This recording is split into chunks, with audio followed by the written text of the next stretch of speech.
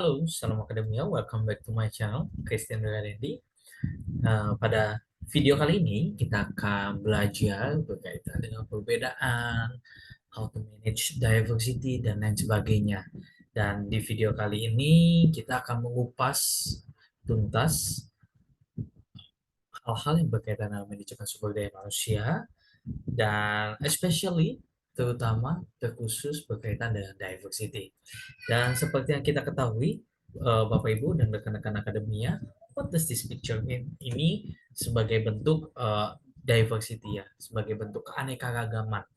Jadi kita hidup di dunia dengan multicultural, kita hidup di dunia, di organisasi, di keluarga, di masyarakat, di lingkup pekerjaan kita dengan beraneka ragam background, latar belakang, agama, suku, ras, dan lain sebagainya. Dan di video kali ini kita akan membahas berkaitan dengan workplace diversity, equal employment opportunity, and affirmative action. Dan tiga hal ini akan kita bahas di video kita kali ini.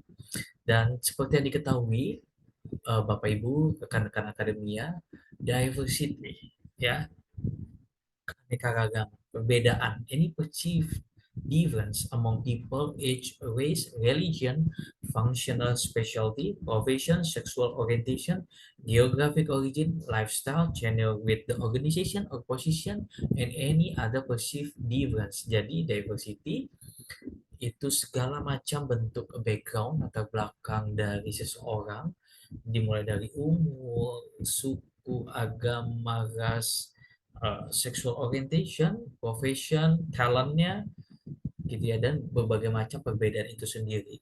Kemudian kalau kita membahas berkaitan dengan multiculturalism, fokus inclusiveness, understanding, respect and unequal power in society. Jadi dalam multiculturalism kita fokus kepada kehidupan inklusif bukan eksklusif. Kita respect akan perbedaan dan kita memahami, kita mengerti. Dan what is diversity management? Nah, ini salah satu konsep penting ketika kita berorganisasi, ketika kita bekerja, ya. Dan bagaimana kita memanage dengan berbagai macam orang, karakteristik, latar belakang, dan bagaimana kita memanage hal itu demi kepentingan organisasi, demi kemajuan organisasi. Bahwasanya di dalam diversity management itu ensuring that factors are in place to provide for encourage the continued development of a diverse workforce by melding this actual and perceived differences among workers to achieve maximum productivity. Jadi Bapak dan Ibu serta rekan-rekan akademia lainnya, bagaimana setiap perbedaan yang ada di setiap orang, misalkan kemampuan seseorang beda-beda, ada di marketing, human resource, finance, accounting, dan lain sebagainya, bagaimana seorang leader mampu memanage tim yang ada di bawahnya, mengeluarkan potensinya, mengeluarkan argumentasinya bagi kepentingan organisasi, bagi tercapainya apa yang diinginkan oleh perusahaan. Produktivitinya naik, KPI-nya naik, kinerjanya naik. Dan kalau kita lihat di sini, bagaimana kita memanage lingkungan dengan begitu banyak perbedaan, dan di dalam lingkungan begitu banyak perbedaan, banyak juga komponen-komponen, ada various komponen yang membentuk perbedaan itu sendiri, yang membentuk diversity itu sendiri, ya. Yang pertama, single parent and working mothers, kedua women in business, ketiga dual career families, keempat worker of colors, kelima older workers, keenam person with disabilities, tujuh immigrants, delapan young person with limited education or skills, dan yang terakhir yaitu educational level of employees. Nah, kita bahas satu-satu. Yang pertama, single parent and working mothers, ya, yang seperti kita ketahui bahwa semakin ke sini semakin banyak wanita yang turut untuk bekerja membantu suaminya. Ya. Kalau dulu mungkin kita sering melihat ibu rumah tangga, namun sekarang semakin banyak ibu yang bekerja untuk membantu menafkahi keluarganya, untuk membantu perekonomian keluarga. Yes, 70% of mother of works, many marriage and in divorce. Ya, banyak pernikahan juga yang berakhir dalam perceraian. Widows and widowers who have the children need alternative childcare arrangement and childcare service and workplace flexibility. Nah, ini Contoh pertama di dalam diverse workplace di mana single parent and working mother 70% ibu bekerja, dan ada juga yang banyak pernikahan yang berakibat ceraian, kemudian eh, membutuhkan perlindungan bagi anak. Ya, dia harus juga memikirkan keluarganya, dia harus memikirkan khususnya kepada anaknya, dia harus biaya. Yang kedua yaitu women in business. Ya, kalau kita lihat sini number in entry and mid-level managerial position has risen. For 9 million women own business, increasing number of non-traditional households. Jadi, women in business ini semakin ke sini semakin banyak para wanita uh, yang ada di dalam posisi yang tinggi, manager up. Ya, kalau kita lihat dulu ya, mereka kalau dulu hanya staff atau bahkan terpinggirkan, ada ego sexual orientation di dalamnya, gitu ya. Ada ego uh, gender di dalamnya. Nah, kalau kita lihat di sini, woman is business bagaimana sekarang seorang perempuan, seorang wanita mampu memiliki bisnis sendiri, UMKM, small medium enterprise, ataupun bahkan menempati posisi-posisi penting in private company or public sector. Yang ketiga, dua kali career families. In present, 63% of marriage have children, both spouses have job and family responsibility, challenge and opportunities. Ya, kalau kita lihat di sini, dual career families, ibu dan ayah yang mengejar karir juga, tapi di sisi lain dia juga harus memikirkan keluarganya mereka. Jadi ada tantangan, ada peluang juga di dalamnya. Nah, kemudian yang selanjutnya itu worker of colors. Jadi di dalam kita bekerja, ya begitu banyak kita melihat perbedaan. Mungkin kalau secara background, secara ras ada dari Hispanic, African Americans, American, and Asians. Ya kalau kita lihat contohnya multinational company, pastinya ya begitu banyak uh, employee dari berbagai macam belahan dunia.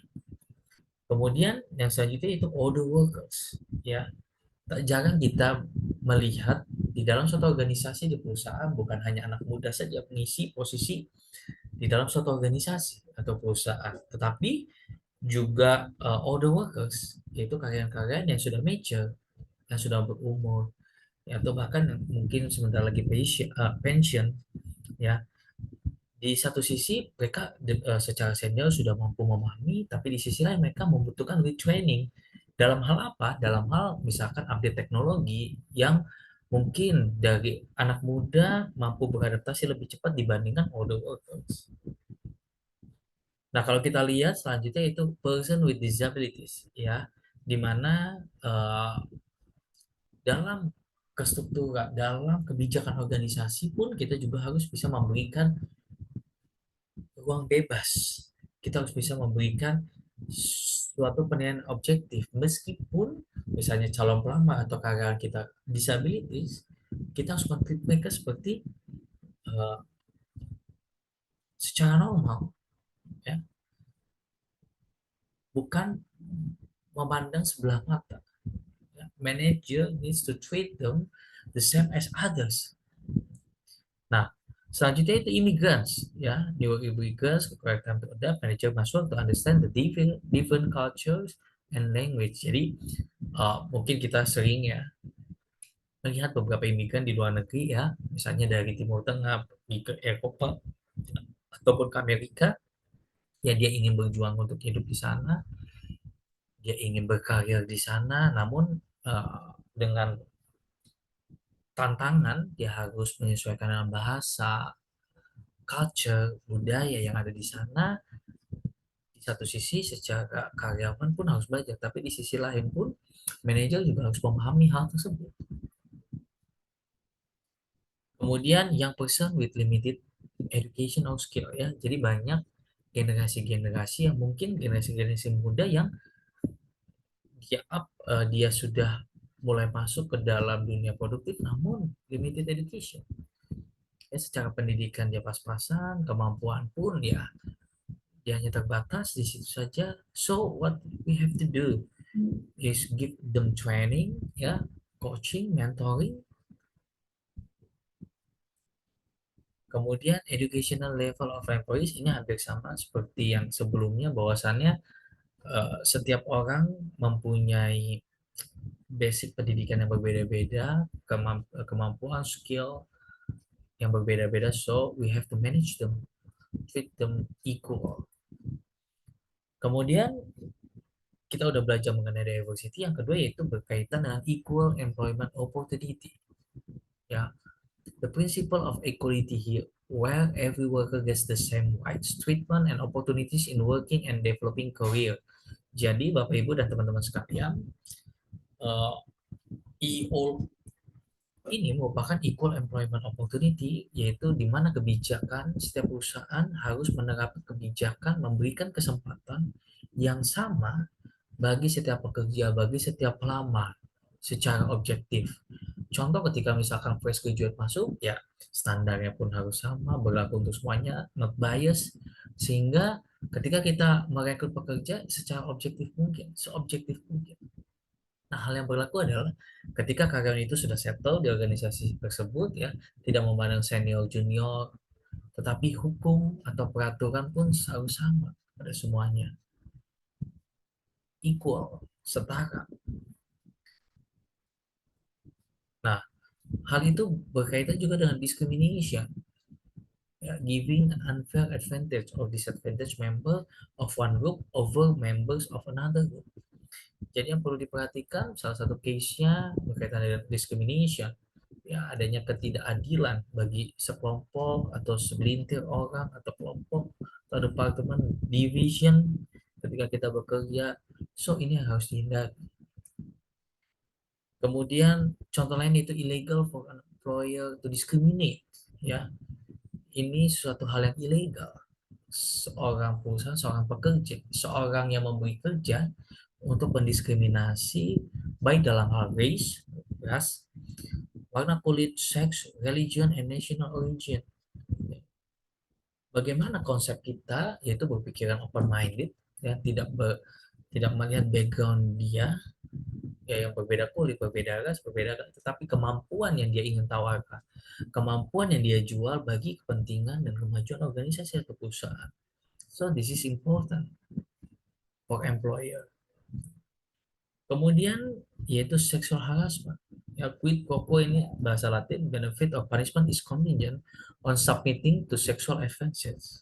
Ya, jadi jangan sampai kita melakukan sexual harassment di dalam perusahaan, ketika misalnya mau naik pangkat, ya hal-hal yang berbau seksual, erotis ditampilkan. No, tetapi based on KPI, based on kinerja kita, based on produktivitas kita.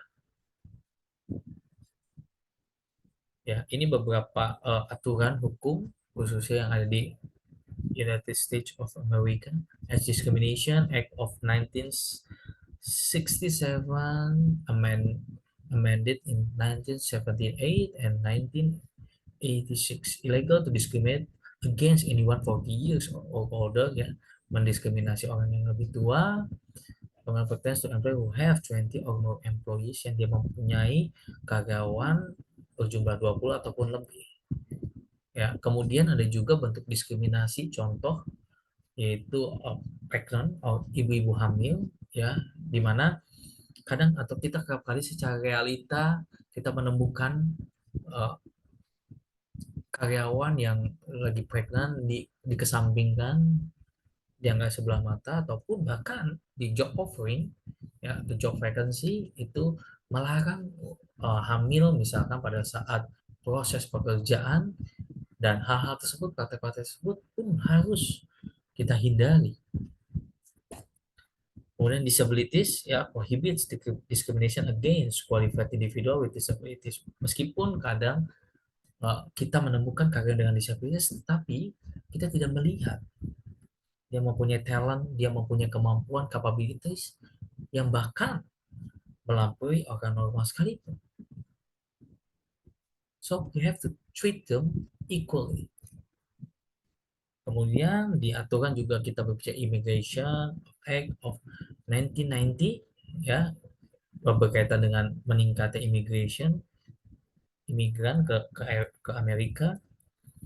Kemudian Illegal Immigration Reform and Immigrant Responsibility Act of 1996. Jadi dengan begitu banyaknya imigran di tahun-tahun tersebut, ya Amerika memutuskan untuk membuat suatu peraturan perundang-undangan untuk jika imigran itu datang misalnya tanpa paspor atau tanpa visa yang jelas yang clear, mereka akan di ban, ya, ada pelanggaran di sana. Nah, ini individual with disability sama seperti yang tadi sebelumnya, a person who has or is regarded as having a physical or mental impairment substantially limits one or more major life activities, ya, meskipun dia memiliki kekurangan secara fisik itu, namun demikian kita pun tetap harus melihat, harus treat them equally, uh, orientasinya kepada kinerja, orientasinya kepada talent, kemampuan apa yang dimiliki dia bagi kepentingan organisasi. Ini pun juga kita harus hindari. Glass ceiling, invisible barrier in organizations that prevent many women and minorities from achieving top level management position. Ini glass ceiling ini kita harus hindari. Ya, menutup mindset kita bahwasannya minoritas, menutup mindset kita bahwasannya perempuan untuk menempati posisi-posisi tertinggi yang ada di dalam organisasi. Ya, ini type of discrimination untuk contohnya and how to file suit. Plaintiff must show is a member of protected group, apply for unqualified or for job, rejected position, remain open or was filled by person with similar qualification. Defendant must produce non-discriminating reason for rejection. Nah, ini contoh yang kedua, plaintiff must show questionable employment practice disproportionately affect protected group relative to majority group. Defendant must show employee practice is a business necessity. Jadi Bapak Ibu dan rekan-rekan sekalian, ketika misalnya perusahaan menerima atau merekrut beberapa karyawan, itu ada pasti ada proses seleksinya, ya. Nah, bagaimana dia menetapkan kebijakan setara seobjektif mungkin proses rekrutmen tersebut, dan company atau perusahaan pun juga harus menunjukkan bahwasannya prosedur yang dimiliki perusahaan tersebut memang uh, lepas dari penilaian subjektif, lepas dari penilaian-penilaian yang glass ceiling, yang mendiskriminasi orang dan lain sebagainya, tapi subjektif mungkin dan based on penilaian, based on kemampuan dari calon tenaga kerja tersebut. Hal berikut juga ketika misalkan karyawan tersebut memang sudah ada di dalam organisasi. Bagaimana peraturan itu ditetapkan dan diimplementasikan kepada seluruh karyawan. Ya, hal ini mengacu pada kepentingan organisasi di masa yang akan datang. Nah, sub yang ketiga, tadi kita udah belajar diversity, kita udah belajar mengenai equal employment opportunity law.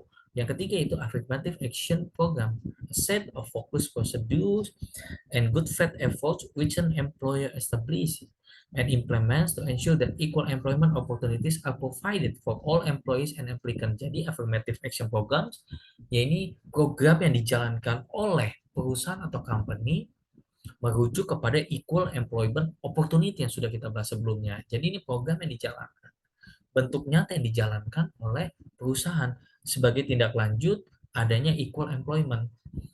Jadi perusahaan dikatakan mempunyai equal employment dalam bentuk program-program nyata, ada kebijakan-kebijakan yang dia buat, ada SOP yang dia buat berlaku untuk semuanya tanpa memandang dia backgroundnya apa, rasnya apa, latar belakang agama, suku, dan lain sebagainya.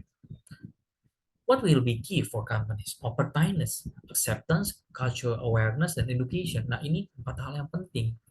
Kita membuka lagi adanya acceptance, ya, cultural awareness, education, dan semua ini dibutuhkan training, dibutuhkan pendampingan, mentoring di dalamnya. Bahwasanya kita hidup, kita berorganisasi dengan berbagai macam orang, karakteristik, latar belakang. So we have to open mind. Nah, ini beberapa case study, ya. Saya ambil contoh, misalkan case study Google, for Google employees behind viral memo claims pregnancy discrimination and retaliation. Ya, di mana uh, karyawan Google dilakukan diskriminasi ketika dia bekerja, dianggap kurang kompeten, dia dianggap kurang mampu produktif ketika dia uh, bekerja. Namun at the end, ya, after she became manager, she made inappropriate comments to me that she was too emotional and difficult to work with pregnant woman. Ya, Dan akhirnya shortly thereafter he submitted his resignation from Google and made a complaint to the Washington State Human Rights Commission USA. In the complaint, Google allegedly violated the Civil Rights Act of 1964. Nah, ini adalah salah satu bentuknya ya. Oke, mungkin itu yang bisa saya sampaikan pada chapter ini berkaitan dengan Workplace Diversity, Equal Employment Opportunity Law, dan Affirmative Action Program. Dan semoga bisa bermanfaat buat Bapak, Ibu, dan rekan-rekan akademia lainnya. Terima kasih telah menonton video kali ini dan selamat menonton di video-video saya selanjutnya. Salam akademia.